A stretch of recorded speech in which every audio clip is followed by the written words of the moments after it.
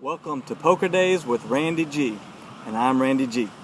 Happy Football Sunday to everyone that enjoys watching the NFL. Today is the first Sunday of the 2018 NFL season. Just got finished playing a session. Here at my local card room, Daytona Beach Kennel Club. So what I'm going to do is actually get back home. The family and the kids are swimming in the pool, having some food.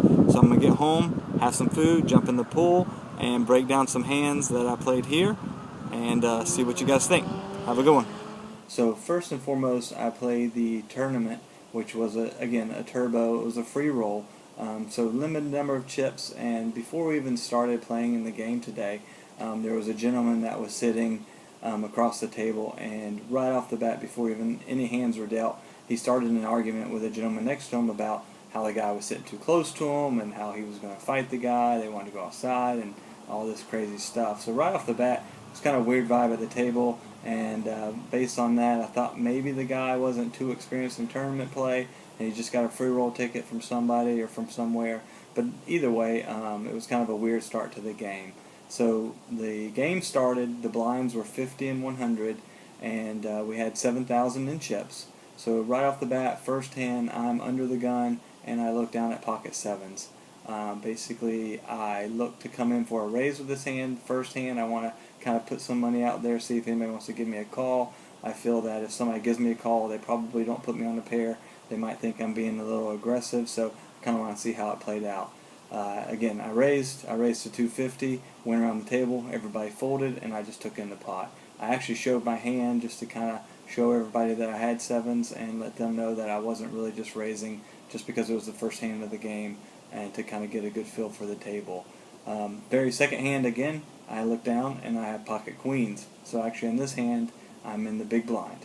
I have two queens, and I raise it again to 250. So I raise it to 250, and I get one caller from, I believe he was in the hijack position. So I get the one caller, he calls a 250, the flop comes out, 9-7 deuce rainbow. I actually lead out for 1,000, and it folds. So he folded the cards. No telling what he had, but obviously he folded the hand, so it really didn't make big of a difference. Very next hand again, so now I actually have about a little bit over the starting stack, so I have probably 8,000 or somewhere around that range. So now I'm in the small blind, and I actually look down at pocket aces. So super good hand, small blind, pocket aces. Goes around the table. There's one guy that raises to 250. Another guy in the hijack, he actually calls the 250. And then since I'm actually on the small blind, I actually just complete for the 250 and kind of see how the hand plays out. So the flop comes, and it actually comes out Jack 10-5 rainbow. So what I do here is I actually lead out in this spot. So I lead out for 1,000, and the original raiser actually folds. So possibly an ace-king hand, ace-queen maybe, that completely missed it. And then the original gentleman that actually started the fight at the beginning of the tournament, he actually asked the dealer if he could go all in. So that was kind of confusing that he wanted to ask the dealer if he could go all in. Sometimes when people say that, you're not sure if they know that they can go all in and they do it as a trick, or if they actually don't know and they're just a fairly new player. So the dealer's like, of course you go all in. He goes all in for maybe 6,000 or so of his remaining stack. Again, I started the hand with more than my 7,000 starting stack, so obviously I didn't have too much to think about. Possibly he could have, a set, pocket jacks, pocket tens, pocket fives. He could also have like an 8-9 or a king-queen type straight draw hand, two pair of jack tens in there as well. So either way, not too much I don't think for me to think about. I went ahead and made the call, and he had pocket jacks. So he flopped a set of jacks against my aces. The run out was pretty not favorable for me, so I lost a hand, and at least I had about 1,000 or so left in chips behind, so I was able to still play in the tournament. After the tournament, I actually went and played a 2-4 limit game. So the 2-4 limit game here in Daytona is actually pretty good most days. They do have some good high hand promotions that they put on. So some of those games get pretty busy, get pretty good with people trying to chase some high hands and trying to hit those high hands. So I believe you can make some pretty decent money win some money on those 2-4 cash games when they do have those big high hand promotions. So to the hand, again, I think this is a mistake that I've made a handful of times, and I kind of want to get you guys' comments and feedback on if you guys make the same mistakes and what you think about it. So the hand starts off with me actually in the big blind. I'm in the big blind, and the undergun +1 actually goes in for 2. The hijack goes in for 2, and the cutoff goes in for 2. I'm the big blind, so I actually keep my 2 in, and I look down at 2-5 suited, so 2-5 of spades.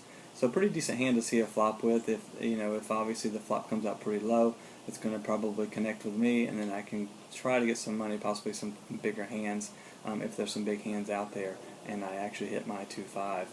The flop comes out pretty nice for me. It actually comes out 6-5-5 rainbow. So since I'm in the big blind, I just go ahead and check my 3 5s. The under the gun +1 actually leads out and bets 2. The hijack folds, and the cutoff actually calls as well. So I'm just going to call in this position as well in the big blind and see what kind of happens on the turn.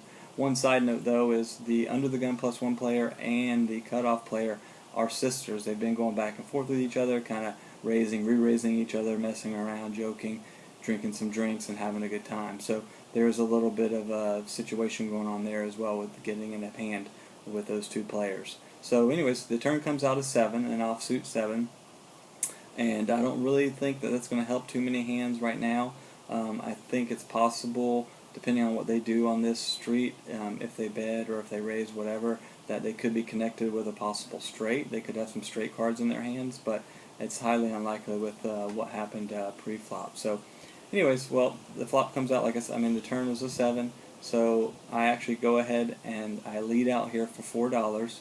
The under the gun +1 player, she actually calls the $4, and then her sister, the cutoff, she actually calls the $4 as well.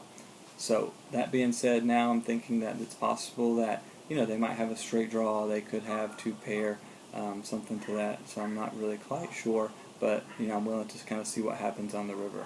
So we come to the river, and it actually comes out an 8. So with that in mind, I had already kind of made my mind up possibly with the river card.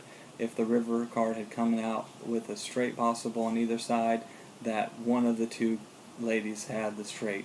So I'd already somewhat made my mind up on the turn that if a certain number of cards or a certain type of cards had come out on the river, that I was probably going to fold. And this is where I think I made my mistake, and I do this sometimes where it's almost I already make my mind up before I think about it.